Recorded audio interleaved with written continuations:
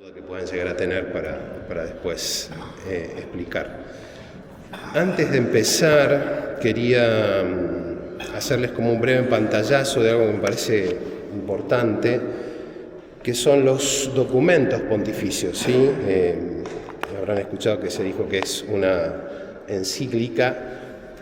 A veces los santos padres o los dicasterios de la congregación, de distintas congregaciones, sacan distintos documentos que tienen distintos tipos de importancia. Me parece como relativa a esta charla poder al menos darle un pantallazo.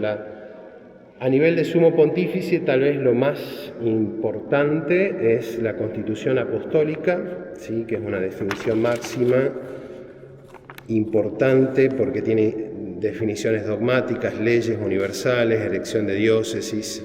Después de la Constitución Apostólica vienen las encíclicas. En el caso nuestro es que es como una carta circular que el Papa dirige a los obispos y a todos los fieles, ¿sí? Después tenemos exhortaciones apostólicas, cartas apostólicas, motu propios, bulas, breve, quirógrafos, mensajes, discursos. Les leo así a grosso modo, pero para que tengan una idea. Esto es con respecto a los sumos pontífices. Después están los concilios vaticanos, el último fue Vaticano, que también emiten documentos: constitución dogmática, constitución pastoral, declaraciones y decretos, ¿sí? Y después está la Curia Romana, que también saca a veces documentos: declaración, nota, documento de comisión, instrucciones, compendio, catecismo. Es un pantallazo general, pero a veces viene bien al menos tener una idea, porque uno dice, escribió una carta pastoral, escribió una exhortación apostólica, escribió una encíclica. Tiene esa importancia de acuerdo al nombre que le da. Unido a esto, hace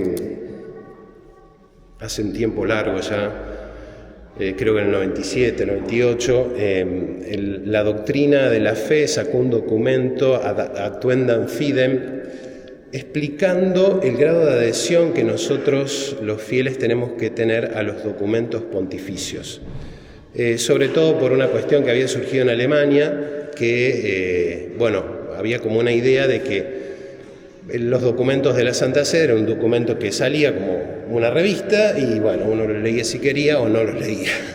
Entonces la Santa Sede, ¿qué hizo? Sacó este documento explicando el grado de adhesión que nosotros tenemos que dar y de acuerdo a la verdad que declaran. Esto es muy interesante porque, cuando son verdades de fe, uno tiene la obligación de creer esa verdad de fe, y si nos oponemos a esa verdad de fe, estamos apostatando, es decir, estamos negando algo fundamental. Y está toda la gradación de las distintas verdades o lo que se pronuncia, ya sea por el sumo pontífice, por algún obispo. Pero es muy interesante porque la última parte, cuando habla del magisterio ordinario, el magisterio ordinario es el magisterio que tienen los sumos pontífices cotidianamente y dan una verdad de fe o una explicación que no la definen como ex cátedra, que sería como esto es así, esto es blanco. Por ejemplo, cuando se definió la divinidad de Cristo, Jesús es Hijo de Dios, una definición ex cátedra que hizo el Concilio de Nicea y quedó establecido y fundamentado, sino que simplemente es una enseñanza. Y este documento dice que nosotros tenemos que adherir a esas enseñanzas con el obsequio de nuestra voluntad y de nuestra inteligencia. Y muy interesante porque más allá de que yo no tengo la obligación de creer lo que dice, porque sobre todo en Alemania a veces se da mucho, los teólogos como que se permiten disentir de algunas cosas que enseña la Iglesia, que en algunos términos está bien porque es parte de la teología. Es decir, la teología no es algo monolítico, sino que hay verdades que son monolíticas, pero otras cosas que no se han definido todavía y que con el paso del tiempo se van estudiando, profundizando. Uno de los temas que no está definido, por ejemplo, es el tema de la durmición de María, es decir, si María se murió o se durmió. La escuela franciscana sostiene que se durmió, la escuela tomista sostiene que murió, porque si Jesús murió y Jesús Dios hecho hombre, nadie puede estar por encima de Jesús, entonces que María tiene que haber muerto. Pero bueno, tampoco es dogma de fe. Hay algunos que creen que María durmió, otros que... Otro tema son las almas de los niños abortados. ¿Qué pasa con esas almas? Si van al seno de Abraham, si se condenan o no se condenan. Bueno, es un tema en discusión porque la teología sigue como analizando, estudiando, teólogos que dicen una cosa, teólogos que dicen otra. Me refiero a esto, es decir, la teología es como que al comienzo estaba implícita, muy implícita y comprimida en el Evangelio, ¿sí? Y que con el paso del tiempo se fue explicitando. Los que saben de computación o entienden un poco, cuando uno habla de un archivo comprimido, es un archivo grande que uno lo comprime y se achica. Pero lo quiero ver, lo quiero ejecutar, lo tengo que descomprimir. Imagínense que el Evangelio es eso, es decir, todas las verdades comprimidas ahí, y que los teólogos lo que hacen es ir descomprimiendo a medida que las realidades, los momentos históricos lo requieren así. Esto es parte de la teología y parte también de estos documentos. Por eso es interesante también porque nos ayudan a conocer no solamente el querer de la Iglesia, sino en el fondo el querer de Dios. Porque cuando Jesús instituye a los apóstoles, delega en ellos esa potestad y ese ejercicio de la autoridad docente de magisterio, porque por eso se llama el magisterio. Es decir, es esa tarea por la cual Jesús, que enseñó estando aquí en la tierra, delega al Papa y a los obispos unidos al Papa esta misión tan importante. Y más allá de que tal vez no sean cosas que uno dice, bueno, esto que les decía yo, pero bueno, hay como nosotros deberíamos decir, bueno, si lo dijo el Papa, lo dijo el Papa. Entonces, aclaro esto, creo que tal vez nosotros en nuestra querida patria no lo vivimos tan así, tal vez como se vive en Europa, que bueno, el Papa es como la opinión de un teólogo más. Entonces, bueno, está este teólogo, está este otro, está el Papa, bueno, por una parte, y no, el Papa es el Papa, y así que bueno. Y otra cosa interesante también con respecto a esto, tal vez algunos lo sepan, todos los documentos emanados por la Santa Sede, el nombre que se le pone es de las dos primeras palabras en latín del texto original, ¿sí? Entonces, Magnificas Humanitatis empieza así en latín, Magnificas Humanitatis, hablando de la magnífica, de la humanidad y demás. Después en las traducciones uno cuando agarra el texto dice, no, pero no dice eso. Pero bueno, el nombre que se le coloca, el número 1 dice, la magnífica humanidad que Dios ha creado se encuentra hoy ante una elección decisiva. Y bueno, de ahí el nombre, por las dudas si no lo sabía. Como es muy extensa, yo lo que voy a hacer es un pantallazo general de los elementos más importantes, algunas citas que me gustaron mucho y que las quiero compartir. En realidad creo que es un documento que bueno, uno tiene que leerlo como cualquier documento en su momento de Juan Pablo II, que tal vez o la mayoría de nosotros lo hemos vivido, compartido muchísimo. Benedicto XVI, el Papa Francisco, es decir, es una expresión de aquel que hace las veces de Cristo, como decía Santa Catalina de Siena. Santa Catalina de Siena vivió un tiempo muy particular en la historia de la Iglesia. El Papa no estaba en Roma. Había habido unas cuestiones de guerras y de luchas, 1100, 1200, y entonces el Papa estaba en una situación complicada. Y el rey de Francia le dice, ¿por qué no se viene a Francia? Acá lo vamos a cuidar mucho. Entonces le armó un palacio en Aviñón y el Papa se fue a Aviñón hasta que se tranquilizaran las cosas en Italia, en Roma. Claro, después se tranquilizaron las cosas y el Papa estaba cómodo porque el rey de Francia decía, lo tengo al Papa acá, sí, que le daba todo, lo tenía todo ahí remimado y bueno, el Papa no quería volver a Roma. Y entonces Santa Catalina, que amaba mucho al Papa, le manda varias cartas invitándolo a que vuelva a la sede, al lugar donde tiene que estar, donde está Pedro, donde que Jesús quiere. Y bueno, el Papa era como indeciso y voluble ante la presión y le costó volver hasta que volvió. Pero bueno, ella, en ese contexto, decía, el Papa es el dulce Cristo en la tierra. Y esta imagen es muy fuerte porque, bueno, nos ayuda a mirar sobrenaturalmente y a comprender que, bueno, Jesús quiso elegir a Pedro, que lo eligió sabiendo todo lo que Pedro iba a hacer, todas sus miserias y demás, y que quiso ponerlo como cabeza de la Iglesia. Bueno, la encíclica tiene una introducción, ¿sí? Después, en el capítulo primero habla de la dinámica del Evangelio, en el segundo, fundamentos y principios de la doctrina social, que tal vez es el tema más importante porque retoma de Rerum Novarum, la encíclica que había sacado el predecesor. De hecho, el Papa creo que comentó que cuando elige el nombre, León XIV, en realidad había pensado mucho en León XIII.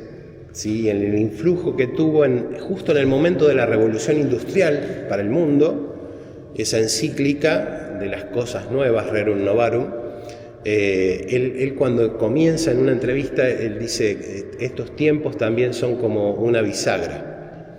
Y vaya que sí, porque ustedes supongo lo comprobarán cuando vemos la televisión, papá dice, y ya y los robó para acá, y ya los robó por todos lados, y van a estar...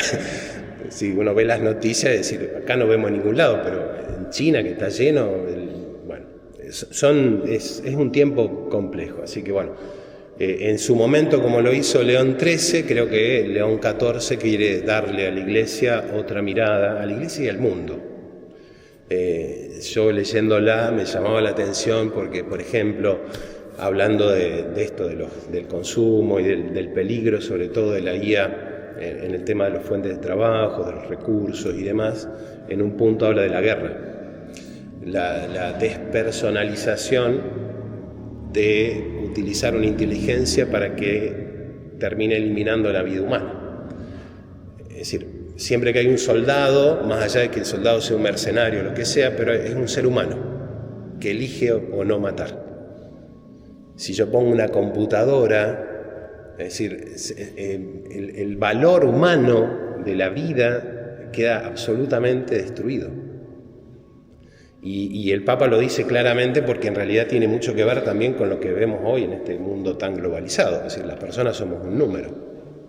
Creo que el año pasado habían empezado a dar créditos en el Banco Nación, varios docentes querían averiguar, y entonces había un scoring bancario, ¿sí? Entonces, cómo estabas catalogado en el banco de acuerdo a las deudas que tenías, si tenías tarjetas o no, si habías comprado o no, si había flujo de dinero o no. A nivel nacional, todas las personas teníamos un scoring, ¿sí? Un puntaje. Si te daba el puntaje para tanto, eras acreedor de un crédito o no, pero es esto un número. Porque, es decir, detrás de ese número hay personas que a veces realmente pueden necesitar la ayuda. Pero bueno, la computadora dice que no y listo, se acabó. Por eso, bueno, todo el tema de la doctrina social el Papa lo retoma y lo profundiza. Entonces, capítulo 2, fundamentos y principios de la doctrina social. El 3, técnica y dominio, la grandeza de la persona ante la IA. El 4, custodiar lo humano, verdad, trabajo, libertad. El 5 y último, en la cultura del poder y la civilización del amor. Y termina con una conclusión que desarrolla muy brevemente todo el tema de un itinerario de la vida espiritual. Tal vez lo más importante y que seguramente habrán escuchado, el Papa cuando comienza utiliza dos figuras bíblicas para hacer todo el desarrollo que hará de la encíclica, ¿sí? Y son imágenes muy fuertes porque en realidad representan también una bisagra en el mundo ante Dios o sin Dios. Y esa imagen es la de la Torre de Babel, ¿sí? Y la otra la de Nehemías. La Torre de Babel en el Génesis, bueno, los hombres lo leímos hace poco, en el día de Pentecostés, Los hombres se proponen hacer una torre, hablaban todos un mismo idioma, había una universalidad del ser humano, y entonces empiezan a construir la torre. Dios baja a ver, y entonces ve que están construyendo esta torre. Uno diría, bueno, qué mal estaban haciendo una torre, se les ocurrió hacer una torre alta y bueno. Pero hay un detalle en el texto que queda claramente marcado, y es la ausencia de Dios. Y esto lo remarca el Papa cuando habla de Babel, ¿sí? Porque es esta sociedad que quiere jugar a ser Dios. Así pasó en Babel. Es decir, queremos llegar hasta el cielo. Y de hecho, el texto dice: confundiré las lenguas porque todo lo que se propongan lo lograrán. Y acá hay otro elemento también interesante que nos sirve a nosotros, porque uno dice, bueno, pero la técnica es buena, ¿o no? Es bueno. Pero en manos del hombre se convierte en un arma de doble filo. Y eso es lo que Dios quiso evitar cuando confunde las lenguas. Y algo que nosotros hemos constatado, podemos constatar. Se creó la bomba nuclear, con todo lo que significa la energía nuclear, pero uno dice, ¿lo usó bien la humanidad o lo usa bien la humanidad? Y entonces ahí uno se da cuenta. Saben que hay un estudio que las dos bombas que se tiraron en Japón, las dos ciudades que destruyeron, en las ciudades más católicas, con el más alto porcentaje de católicos que había en Japón, porque habían sido misionadas por misioneros que habían llegado a Japón y tenían fuertes comunidades que ya tenían misioneros propios que mandaban a otras zonas de Japón. Es decir, el que hayan destruido justo esas dos ciudades no es algo al azar, no es que Estados Unidos dijo, bueno, tate ti, y destruimos esta y destruimos esta otra. Bueno, es un dato de color al margen. Bueno, Babel entonces, el Papa utiliza esta imagen de Babel en el capítulo 11 del Génesis, y la otra imagen que utiliza es la reconstrucción de Jerusalén. Nehemías, en el capítulo 2 al 6.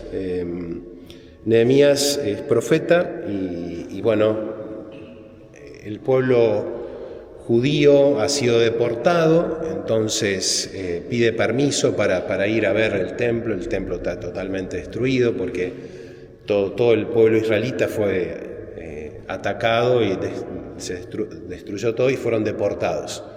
Entonces a Nehemías le permite el rey, como pasa en varias ocasiones, reyes que eran paganos, pero bueno, que influidos por Dios le permite entonces, va y le pide al rey la posibilidad de reconstruir Jerusalén. Y entonces se pone a sus espaldas esta gran misión, convoca a toda la gente, invita a todos los israelitas, le dan permiso y empieza la reconstrucción que lleva mucho tiempo, la reconstrucción del templo, con todo lo que significa el templo para los judíos. Nosotros tal vez no tenemos esta dimensión del templo como lo tienen ellos. Pensemos que cuando el pueblo judío se constituye como tal en el desierto, porque es ahí donde se constituye cuando recibe las tablas de la ley, Dios le pide a Moisés que haga la tienda de campaña. En esa tienda coloca las tablas de la ley, los ornamentos sacerdotales, había un poco de maná, y era la tienda donde Moisés entraba a hablar con el Señor. Habrán escuchado hablar del Arca de la Alianza, ¿sí? El Arca de la Alianza era como un cofre de piedra con dos querubines encima de eso. Dentro estaban las tablas de la ley, y eso estaban en el Sancta Sanctorum. Dios, cuando le pide a Moisés, le dice que haga como esa tienda, que es como una iglesia, pero de tela, que tenía como un vestidor, la parte entrada, la parte de donde se hacía el ritual, y el Sancta Sanctorum, que era la parte más sagrada, era donde entraba Moisés, que cuando salían, recuerdan que salía con el rostro iluminado, se tenía que poner un velo para cubrirse. ahí es donde realmente el pueblo se constituye como pueblo de la herencia y pueblo de Dios. Me olvidé a qué iba a decir esto. Bueno, la cuestión del templo. Cuando llegan a la tierra prometida, el arca de la alianza, bueno, la iban teniendo familias, la tenía una familia, la tenía otra familia. El primer rey de Israel, que es Saúl, ni le interesaba el arca de la alianza, entonces estaba en otro lado, creo que la tenía otra familia. Cuando la quieren traer, no puede traerlo hasta que, bueno, al final Dios termina suscitando al rey David. ¿Sí? Muere Saúl, suscita al rey David, entonces el rey David se entera que el arca estaba en una familia y que esa familia había crecido económicamente. Entonces dice, no, tenemos que traer el arca por acá, tiene que estar acá. Entonces trae el arca de la alianza, un texto que explica cuando la van trayendo, hacen paso, inmolan, cantan. Ahí una de las hijas de Saúl, Micol, desprecia a David porque David de tanta alegría iba bailando casi desnudo frente al arca. Y entonces dice, no podés hacer eso. Bueno, se enoja y David dice que desde ese momento nunca más estuvo con ella y nunca más le dio hijos. Pero bueno, detalles de la Sagrada Escritura. Lo cierto es que el rey David trae el arca, la pone en una tienda, hasta que llega y dice David, no puede ser que yo esté viviendo en un palacio y el arca del Señor esté en una tienda. Entonces le pregunta a Natán, que era el profeta que estaba en ese momento, pregúntale al Señor, quiero construirle. Y Natán le dice, sí, el Señor dice que sí, que le construyas Y esa noche vino la voz al Señor, a Natán, y le dijo, no. Ve y dile a David que no, que él no me va a construir, que sus manos están manchadas con sangre, que su descendencia, yo le aseguro que de su descendencia nacerá aquel que asegurará la alianza. Es decir, hay una doble referencia a su hijo directo, que es Salomón, que es el que va a construir el templo, pero también a Jesús, porque Jesús es el que afianza el templo, es el centro del templo. Entonces Dios le hace la promesa, esta carta magna, esta profesión de fe a David, y es Salomón el que termina construyendo por primera vez el templo de Jerusalén, donde se coloca el arca de la alianza. Entonces, para un judío el templo era esto, es la presencia de Dios, la Shekinah. Dios está entre el pueblo, como lo hizo a lo largo del desierto, que el arca de la alianza iba con ellos. Bueno, tenemos un lugar fijo en Jerusalén. Y todo judío tenía la obligación de ir una vez en la vida a visitar el templo del Señor. Lo hacían todos los años, generalmente, para la Pascua, pero si estaban muy lejos o demás, al menos una vez. Hay una significación muy importante. Después de esta destrucción, que ha destruido el templo, entonces Nehemías, iluminado por Dios, empieza a movilizar y toda la gente se pone a trabajar para reconstruir el templo. El Papa utiliza estas dos imágenes y las compara con el mundo actual. Y entonces, hablando de la inteligencia artificial, que es uno de los temas más importantes, él dice, en primer lugar, no es algo neutro, ¿sí? Como todos pensamos, sino hay personas detrás que le han cargado elementos y modos de razonar con intereses económicos. Uno dice, no, es una simple computadora que responde. No es así. Hay una intencionalidad detrás. Y lo más peligroso que él señala, es decir, nosotros podemos construir de ahora en adelante, y por eso invita a todos, es decir, no solamente a los católicos, sino a aquellos empresarios, porque una cosa que señala que me llamó poderosamente la atención, que dice que hoy hay muchas empresas privadas que tienen más poder que muchos estados. Algo que lo sabemos. Pero el Papa lo dice claramente. Entonces, dice, involucra a los sectores privados, que a veces dice tienen más poderes que los estados, para que no dejen rienda suelta a este poder casi limitado y que tengan como referencia precisamente esto. Y entonces hace esta comparación. ¿A dónde queremos que vaya la humanidad? Así esta torre de Babel, de jugar y de ser dioses, El Papa habla sobre todo de la inteligencia artificial, de lo que es el trabajo y demás, pero bueno, sabemos hoy lamentablemente que, por ejemplo, en el campo de la bioética,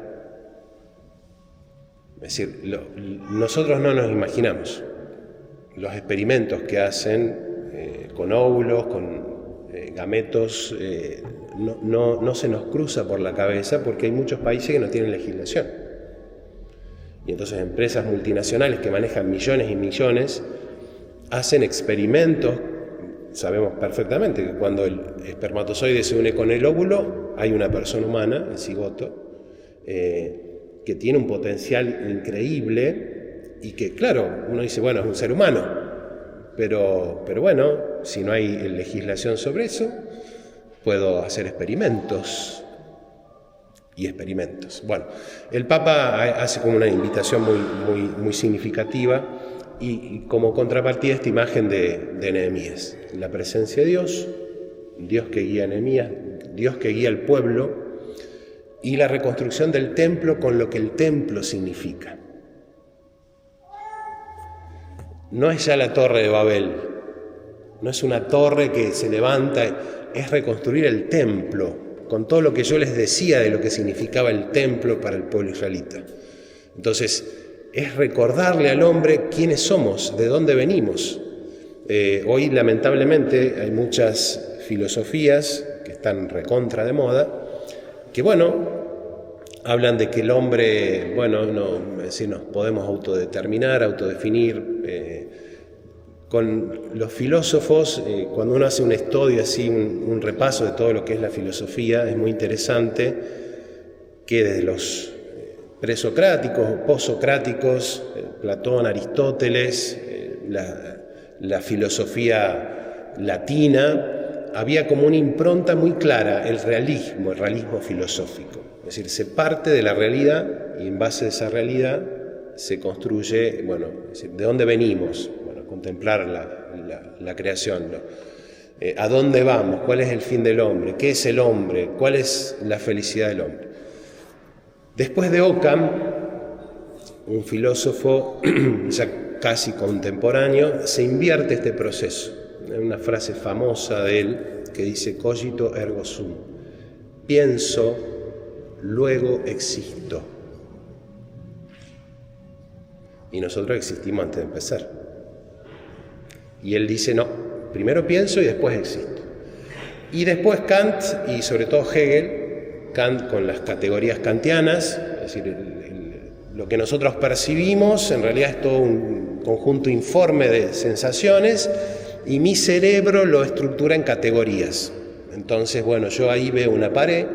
Como todos hemos tenido la misma formación, la misma educación, todos vemos una pared ahí. Pero puede venir otro y que diga, no, eso no es una pared, es un árbol. Eso no es una cruz, es otra cosa. Es decir, el gran cambio en el plano gnoseológico del conocimiento.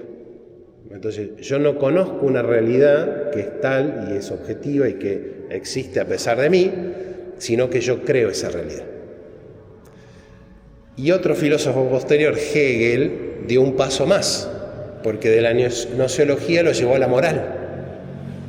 Entonces no hay una ley universal que nos rija, sino que cada uno interpreta esa realidad y la ley. Entonces para uno puede ser matar estar mal y para otro matar está bien. Por eso les digo, cuando nosotros hablamos, el Papa habla del tema del templo, es muy interesante porque funda al hombre en su sentido trascendente. Si nosotros no somos efecto del Big Bang, que existe y que tenemos que descubrir qué somos, a dónde vamos y qué queremos, sino que somos criaturas, creados, que nuestra vida tiene una finalidad, ¿sí? Y que esa finalidad es precisamente la felicidad, pero que el único que puede hacernos felices es aquel que nos creó. Esto es lo que dice San Agustín: tarde te amé, hermosura tan bella y tan antigua. Es decir, San Agustín, que lo buscó por todos lados a Dios, hasta que al final termina descubriendo que ese Dios que buscaba, esa felicidad que buscaba en las cosas del mundo, estaba en aquel que las había creado. Y este es el gran paradigma que desarrolla el Papa con estas dos grandes imágenes. Una sociedad sin Dios, una sociedad que se para ante Dios para ser Dios, porque juega a ser Dios, o una sociedad que tiene en el centro a Dios. Es muy lindo porque en realidad es algo que forma parte de toda nuestra vida. Al principio de la introducción hace esta pregunta clave el Papa, así rápidamente, sobre la estructura, y nos dice que estamos en un cambio de época. Esto que yo les comentaba, como fue tal vez con León XIII, la revolución industrial, que trajo un montón de cosas positivas, pero también otras cosas negativas. Hoy la IA también nos abre a un abanico de cosas que es esto, un cambio de época. Por eso él habla de res nove, rerus novarum, de las cosas nuevas, decía León XIII. El Papa León dice res nove, la cosa nueva, ¿sí? Haciendo referencia a este nuevo poder tecnológico. Esto en los capítulos del 2, en los números 2 y 6. En el 7 y en el 10, las imágenes bíblicas que les conté. Después en el número 11 y 14, habla de edificar en el bien. Sigue en la línea de esta segunda imagen de la reconstrucción del templo y pone como 4 condiciones que son muy interesantes, porque en el fondo es como la clave también de comprender nuestra vida. La roca de Dios, ¿sí? Dios es nuestra roca. Aceptar el límite, la corresponsabilidad y el lenguaje evangélico. En el texto hay una parte muy bella que me encantó a mí profundamente, porque sintetiza algo que tal vez a nosotros nos cuesta mucho y hoy más que nunca, porque en este mundo de la tecnología parece que el hombre vino fallado. Y entonces la tecnología tiene que suplir todo eso que está fallado. Y el Papa dice que es parte de nuestra naturaleza esta limitación y que nos hace más humanos. Hay un tema que también me interesó mucho, que me llamó la atención, que lo había escuchado hace mucho en una charla. Habla mucho del poshumanismo, esta imagen del superhombre, ¿sí? Están trabajando mucho, el Papa lo dice explícitamente, es decir, nosotros a veces lo vemos en la serie, que vemos, no sé, los superhéroes, Capitán América, que con distintas cosas cibernéticas el tipo parece que es invencible, que tiene un núcleo nuclear atómico en el pecho, entonces Iron Man y puede volar para acá y luchar. Lo vemos como una película, como si fuera algo irreal, pero es algo que se está trabajando. Y parece que la meta del hombre es precisamente esto, que el hombre desaparezca todo lo que tiene de falible. Y el Papa es muy interesante porque en realidad dice que eso es lo que nos hace humanos. La limitación, el que a veces pase el dolor, el sufrimiento, la muerte de un ser querido, es lo que nos introduce en la realidad de nuestra naturaleza. No el ser perfecto, no el que no nos pase nada, sino todo lo contrario. Está buscando pero no la encuentro. Y después, el permanecer siendo humanos, custodiar la magnífica humanidad que ninguna máquina puede sustituir. El ser fiel al Evangelio, entre los capítulos 19 y 22, la Iglesia en camino en la historia, después la sabiduría de la palabra y el diálogo con las ciencias, números 23 al 24, esto que los padres de la Iglesia lo tocaban mucho, la fe dialoga con la filosofía y las ciencias humanas sin perder su criterio propio. La Iglesia no es que se mete en las cuestiones. ¿Por qué la Iglesia tiene que hablar de inteligencia artificial? ¿Qué le compete a la Iglesia? Que la Iglesia se ocupe de las cosas de la Iglesia. Supongo que lo habrán escuchado. Y a la Iglesia le compete lo que le compete al hombre. Porque en realidad, al ser maestra, ilumina al hombre, y cuando hay cuestiones que tocan al hombre, la Iglesia tiene la obligación de hablar, de enseñar, como lo hace cuando surge el tema del aborto, de la eutanasia, de las injusticias sociales, porque en realidad está tocando al ser humano, que es el centro de toda nuestra vida. Y el Papa hace un hincapié en esto, diciendo, es decir, yo cuando hago esta encíclica, no es que me estoy saliendo del tema o saliendo de mi ámbito, de la iglesia, de la sacristía y metiéndome en el ámbito humano. No. Y lo reafirma de manera muy interesante. Porque supongo que ustedes también habrán escuchado a veces cuando dicen, ¿qué la iglesia tiene que opinar de esto? Sí, la iglesia tiene que opinar de esto. Tal vez no haremos política porque no es nuestra misión, ¿sí? Pero sí dar los principios. ¿Vieron cuando suele haber elecciones? A veces las conferencias episcopales suelen hacer un comunicado, no dicen voten a este o no voten a este, quedan los principios. Entonces si hay candidatos que están a favor de cosas que van en contra de la ley de Dios, bueno, moralmente yo no puedo votar a esta persona, ¿sí? Esos principios que nos iluminan para decidir qué es lo que tengo que hacer y qué es lo que no tengo que hacer. Y después, entre los números 28 y 44, que es muy interesante y tiene que ver también con... ¿cómo pasa el tiempo? Hace un desarrollo del magisterio social. De León XIII a Francisco, renovaron 40º año, Pío XII, Juan XXIII, Vaticano II, Pablo VI, Juan Pablo II, Vaticano, Benedicto XVI. Me pareció muy interesante, en realidad lo hacen todos los papas, desde siempre. Hay un desarrollo homogéneo del dogma.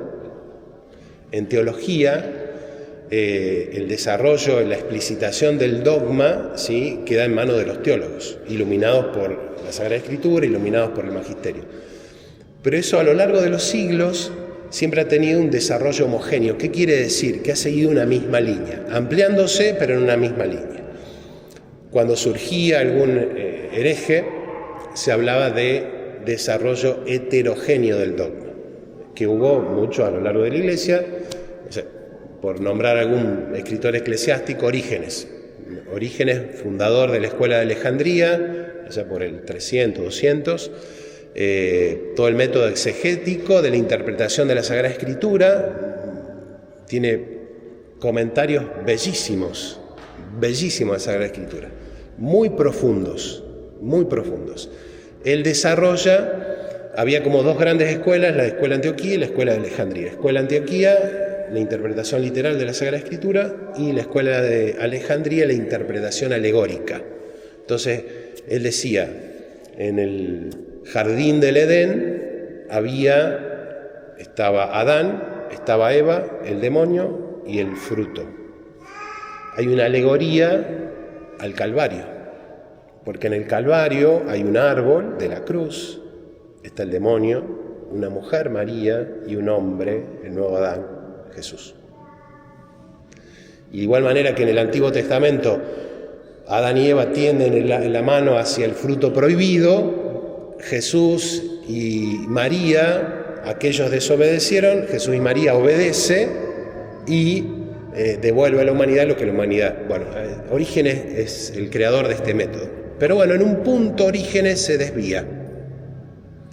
Y entonces empieza a hablar de un tema griego, la apocatástasis, que es la regeneración universal del universo, que bueno, que al final todos nos vamos a salvar, que el demonio se va a convertir también y que, bueno, y después de eso empezó a hablar de la transmigración de las almas, de la reencarnación, y bueno, pobre Orígenes termina desviándose, no es padre de la Iglesia, es solamente escritor eclesiástico. Los escritos que escribió en un periodo son muy buenos y otros, bueno, ya no.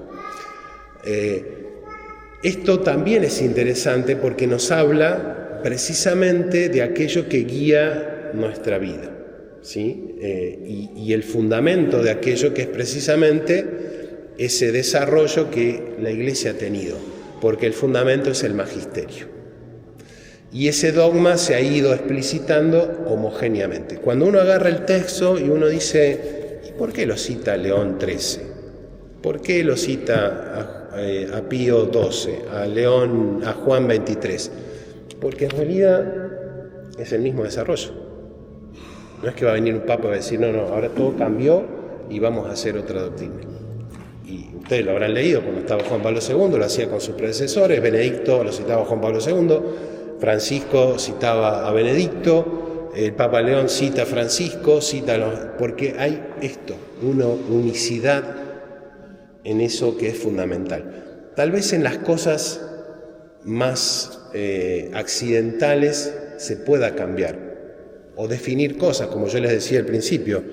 Todavía la Iglesia no definió si María murió o no murió, si existe el Hades o no existe, qué pasa con las almas de los niños abortados. No está definido, y otras tantas cosas, y yo les menciono esto por mencionar algunas. En algún momento tal vez lo define o tal vez no lo define.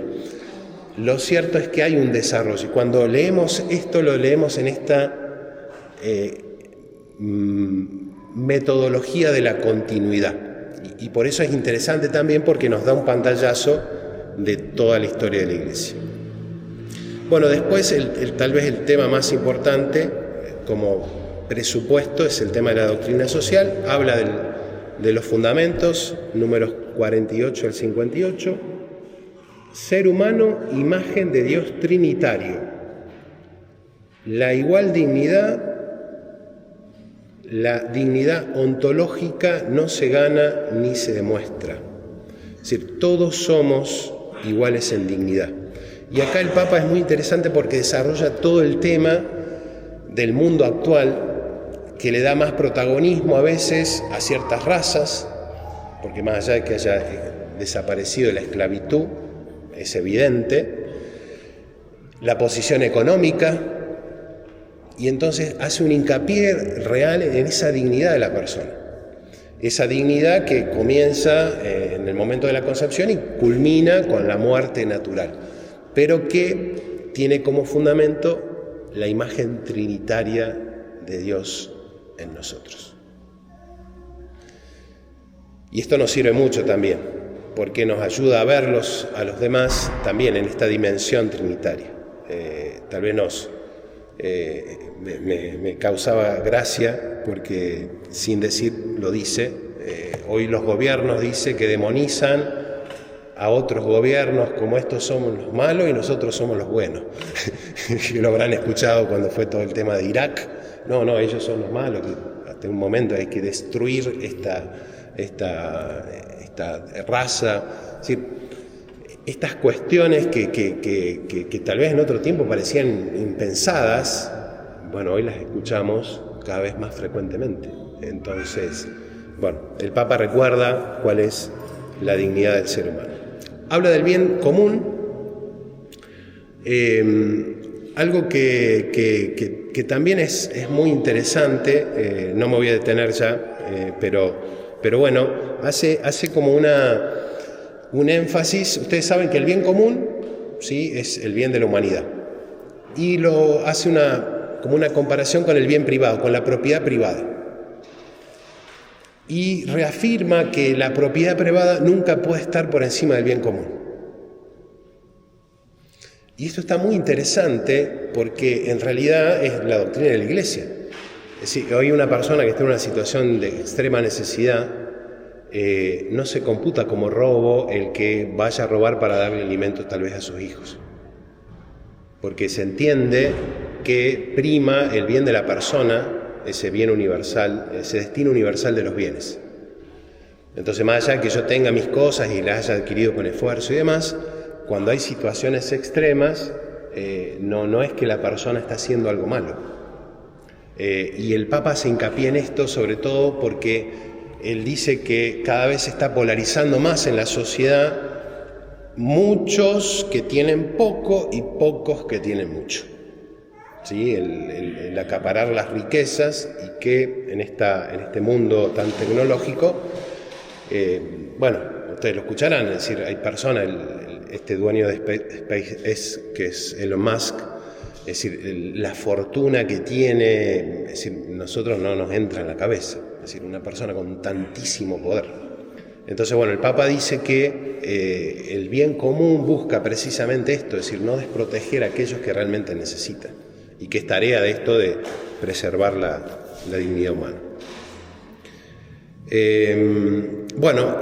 Con esto de la doctrina social, el capítulo 2, que habla del ser humano y de la dignidad, introduce el capítulo 3, que es el tema de la técnica y el dominio, la grandeza de la persona ante la IA.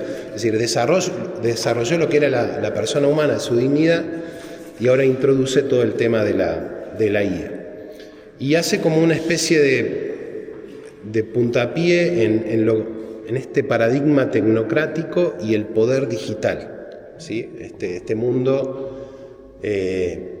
que parece que va como migrando ya no a un poder humano, sino un poder tecnológico. Por eso habla de tecnocracias. Es decir, la democracia, el gobierno del pueblo, ¿sí? Aristocracia, el gobierno de los aristócratas. Él habla de la tecnocracia, el Papa, ¿sí? Porque hay tanto influjo hoy cada vez mayor de las técnicas, de la guía y demás, que bueno, es decir, esto lo ve como un gran peligro, porque precisamente, vuelvo a lo que les decía yo recién, el ser humano, por más malo que sea, es ser humano. Y en cambio una computadora, como lo dice parte de su palabra, es simplemente un número. Entonces, las decisiones que va a tomar nunca van a ser comparadas o equilibradas con lo que puede decidir un ser humano. Y entonces, alerta de esto, vuelvo a repetir, no solamente a los estados, sino que alerta a las empresas privadas que no le den rienda suelta, que tomen conciencia de hacia dónde va la humanidad, cuáles los peligros que se encuentran en este camino que parece que el hombre hoy ha decidido como rienda suelta. La otra vez vino un niño de colegio y me dice, padre, dice, estoy haciendo imágenes de los profesores. ¿Qué? Sí, dice, porque vio que ahora se puede. Antes había restricciones. Al principio, cuando salió, te hacía una imagen por día, tenías que esperar hasta el otro día para hacer otra imagen. Y bueno, fueron liberando, y hoy, lamentablemente, casi la gran mayoría de las IAs permiten generar muchas imágenes, muchos videos, sin restricciones casi. Y entonces el chico venía y le preguntaba a la psicóloga y dice, pero no sé si hice un profe, dice, con vestido de rosita, como si fuera un conejo, con orejas. Yo quiero creer que lo hacía inocentemente y preguntaba. Pero claro, es un abanico que se abre un montón de cosas, ¿sí? Y bueno, que el Papa nos alerta para que lo tengamos en cuenta. Entonces, este paradigma tecnocrático, la inteligencia artificial, aclara que la IA no tiene conciencia, no tiene experiencia. Entonces, por más que uno piense que me está diciendo ciertas cosas, es simplemente la respuesta de un número. Nunca va a hacer lo que nosotros podemos hacer en nuestras conversaciones y no lo puede hacer ni se va a recrear, porque es decir, hay un elemento que jamás va a tener y que es precisamente lo que nos hace a nosotros humanos, que es el alma. Y eso es lo que nos hace únicos, ¿sí? Es decir, podrá tener todos los parámetros y poder dar todas las respuestas, pero al no tener conciencia, es decir, conciencia que sí tenemos nosotros, es decir, podrá simular, pero nunca esta conciencia que en el fondo, cuando uno estudia la ley, la ley universal, la ley eterna, la ley de Dios, nosotros tenemos en nuestro corazón inscrita esa ley. Y la expresión de esa ley de Dios es la conciencia, que la tenemos todos. Algunos la tienen más apagadas o ahí como apretada, pero bueno, todos tenemos la conciencia. Bueno, el riesgo del uso personal y social, el impacto ambiental también habla el Papa. Ustedes saben que para que haya una guía, los recursos de electricidad, de agua, es decir, no nos damos idea nosotros del consumo que tienen que tener para mantener esas computadoras trabajando, es impresionante. Bueno, que afecta también bueno, responsabilidad, transparencia, esto que les decía, la IA no es neutral, llamamiento a los desarrolladores, bueno, habla del transhumanismo y el poshumanismo, eso que les comenté yo también, estos los números 112, 126, muy interesante. Bueno, cita al final de este capítulo 3 a San Agustín, hace un paralelo. Vieron que San Agustín habla de las dos ciudades, la ciudad de Dios y la ciudad del mundo, del demonio, entonces la utiliza para comparar con la imagen de Babel y la imagen de Nehemías en la reconstrucción del templo. El capítulo 4, custodiar lo humano, verdad, trabajo y libertad, muy interesante porque habla de vuelta del tema del bien común, de la democracia, de la dignidad del trabajo. Y acá hay un tema muy interesante, creo que Juan Pablo II en Labores de Chersen habla cómo el trabajo nos dignifica. Cuando Dios expulsa a Adán y Eva, ¿qué le dice al hombre? Trabajarás la tierra y de ella recibirás los frutos. El trabajo nos hace humanos. Y entonces dice, vivimos en una sociedad donde parece que el trabajo es algo malo. Y que la meta es no trabajar. Dice, si nosotros llegamos a ese punto, atentamos contra lo que es el hombre. Porque lo propio nuestro es el trabajo, porque precisamente a través del trabajo nos realizamos. Y si no trabajo, no me realizo. Y es lo que vemos a veces hoy en la sociedad, es decir, muchísima gente que no hace nada y ociosa, y el Papa lo menciona también, muy interesante esa mirada. Bueno, hablan también de la economía, muy interesante, no voy a abordar ese tema. Y después, por último, el capítulo 5, ya para ir cerrando, la cultura del poder y la civilización del amor. Recupera la intuición de Pablo VI y traduce a la interdependencia digital. San Pablo VI, en la época que le tocó vivir, en un mundo también muy dividido por las guerras, introduce esta civilización del amor, que en esa época, no sé, tal vez los más grandes se recuerdan, había muchas canciones que hablaban del amor. Un nuevo sol se levanta. Bueno, es vieja la canción. Pero bueno, habla de la civilización del amor. Y entonces Pablo VI la contrapone a la civilización del poder. León XIV retoma esta imagen de Pablo VI y dice, tenemos que trabajar en la civilización del amor. Es decir, devolverle a la humanidad el sentido de lo que es el hombre. Es decir, no es el poder, sino el sentido de lo que nos hace más humanos.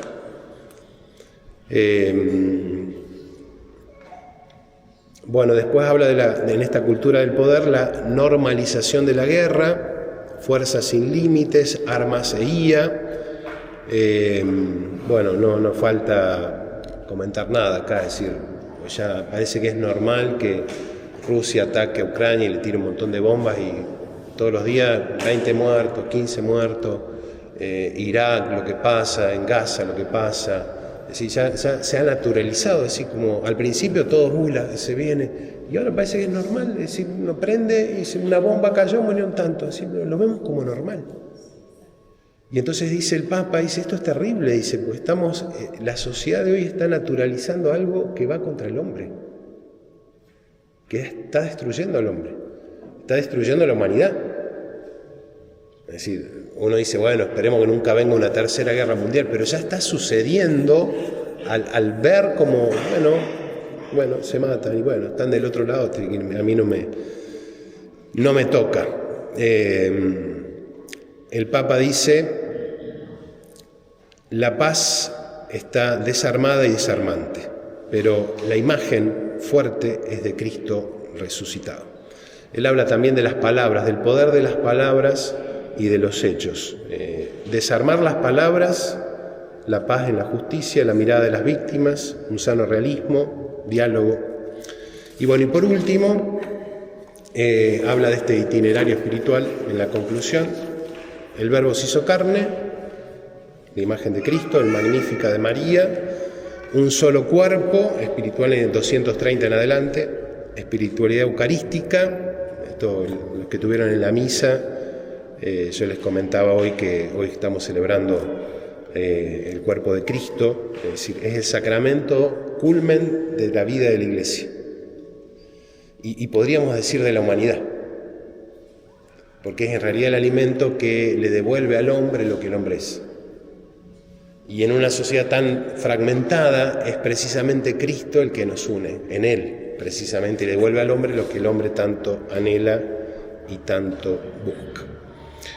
Y culmina con la imagen de María, poetisa y profetisa de la redención, que enseña a mirar la historia desde los pequeños. Y quería terminar con una frase. Hay un autor que cita el Papa que me encanta a mí, que es Tolkien. Tolkien es el autor del Señor de los Anillos, el Silmarillón. Bueno, tiene muchas obras interesantes, pero en la obra del Señor de los Anillos, supongo que la conocen o no. Crea un mundo Tolkien en la Tierra Media, donde hay muchos personajes. Hay un señor malo que es Sauron, imagen del demonio.